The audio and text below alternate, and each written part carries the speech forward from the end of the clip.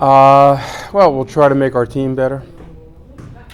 See if we can acquire some players to make our first 11 or our roster stronger, like I think any team in the league will attempt to do, and then make our plans for preseason and preparation to opening game in MLS and the Champions League as well.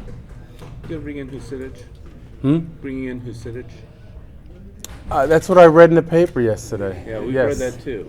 Yes, I read that. I don't know where that information came. Yes, he's been signed to a contract. What do you expect out of him? Well, he's an experienced player that can play in different positions in the midfield, so I think he'll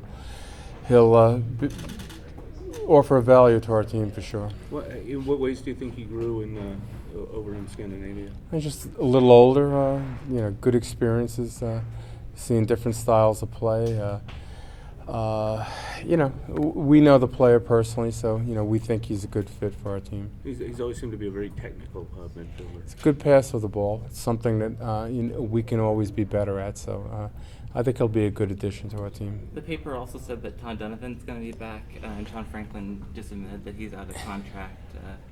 How are those going to go? Well, Todd Donovan was out of contract, and he was re-signed. Sean Franklin isn't out of contract. He has an option. But is your option?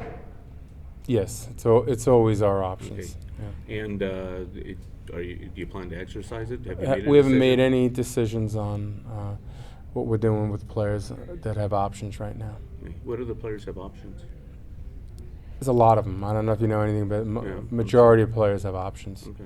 Yeah. Bruce, is winning the MLS Cup next year and the CONCACAF Champions League the two biggest goals of Galaxy next year? I would think so. Trying to compete for an MLS Cup is a goal every year of the team. We'd certainly also like to advance out of Champions League. So those are goals that the Galaxy have every year, and they'll continue to be our goals as well. Is the Champions League one of your biggest goals as a coach to win? As an organization, yes, it's important. We would like to advance in that competition. We know it's not going to be easy. Tijuana has a very good team. Bruce, right now with a clear mind, what's your analysis, what's your balance on the season? I think if we had a grade our team, I'd give them a B- for the year. Our entire organization, we qualified for the playoffs. Our second half of the season, we became a very strong team defensively, yet still broke down on defensive restarts, which was a critical component of the playoff game that we lost. I think our scoring has to be more balanced. We were too dependent on Robbie Keane. We had a number of players that failed in the final third of the field. It could have been a little bit better with the final product, whether it's the cross, the pass, or the shot.